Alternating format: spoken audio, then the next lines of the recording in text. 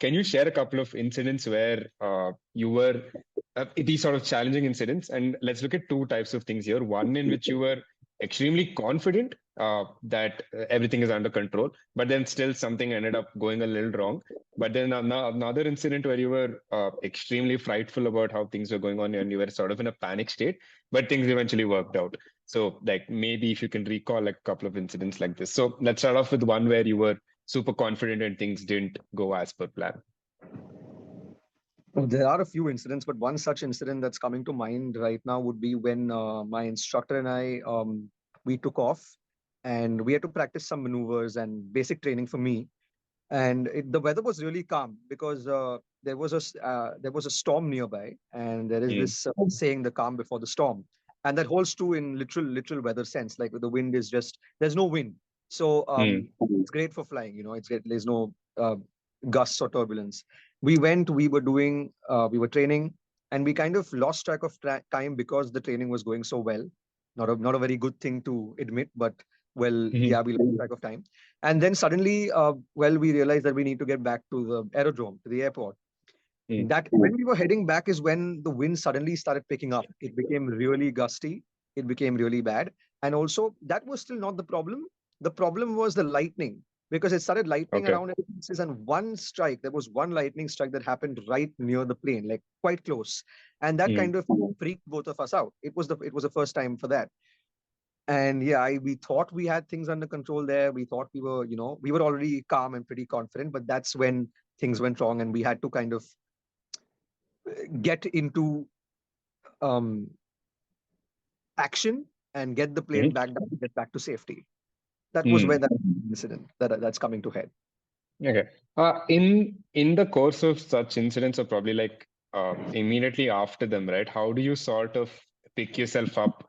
I mean, and it's very logical to obviously think that you need to be prepared for all these situations, but I'm sure an incident like a lightning striking so close to you must be a little daunting, right? So, what do you say to yourself, or what is the process in which you like pick yourself up from that and say, no, I need to train harder now. I need to become like a better pilot.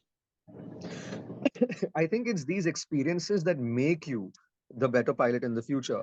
Because Mm, I'm happy that I had an instructor with me, because I kind of froze for a second or two in that moment. mm, It was new to me since I was very new to training. I'd barely done 12 or 13 hours of flying. I was really new. And as soon as he saw it, of course, he also panicked, but he grabbed my hand and he's like, "Fly the plane." Because he was there, but he said, "Fly the plane." And now that, like let's say his voice, or let's say my own voice, tells me that whenever I have been in any other situation mm, after that. And an example to give was the movie Sully, right, where both their mm, engines failed because of a bird strike.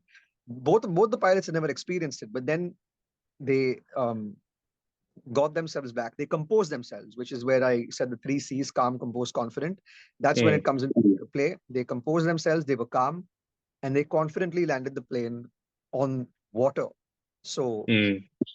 yeah, I guess it's just the inner voice in my head just telling me to get back to it. Yeah. Makes sense. Let's, on the other hand, now look at a situation where you were very panicked and you were scared about something, but things ended up just going very smoothly. This was I still get flashbacks of that day when Mm, I had basically, it was, as in aviation terms, it was IFR conditions, instrument mm, flight rule conditions, where it's very cloudy, and I was in a place in the north, slightly north of America, where it's very cold, so it's snowing. mm, So my instructor was confident in me. He told me that you uh, finish your training for today, and it was a solo flight. I was panicking a little bit because I had never flown in such conditions. But I knew that I knew what to do. I knew everything mm, that I had to do. But once you're inside a cloud, it can be disorienting, because mm, clouds look nice from the ground. They look fluffy. But when you're in them, it's just constant turbulence.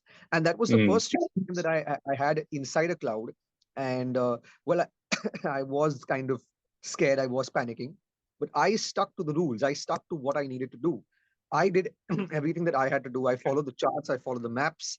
I timed my approaches, timed my waypoints. My navigation was on point on that day. Maybe because I was scared maybe, and really had a very good flight. It was a calm flight, and so sometimes maybe I guess you can overthink situations, or you can be anxious about things. It's also when you need to know that if you have if you know if you know your material, if you know your plane, and if you know Mm. how to fly a plane well, trust that it will be good and it will be fine. Mm.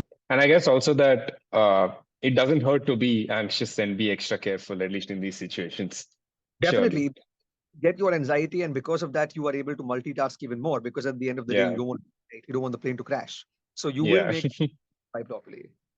Yeah. Yeah. Makes sense.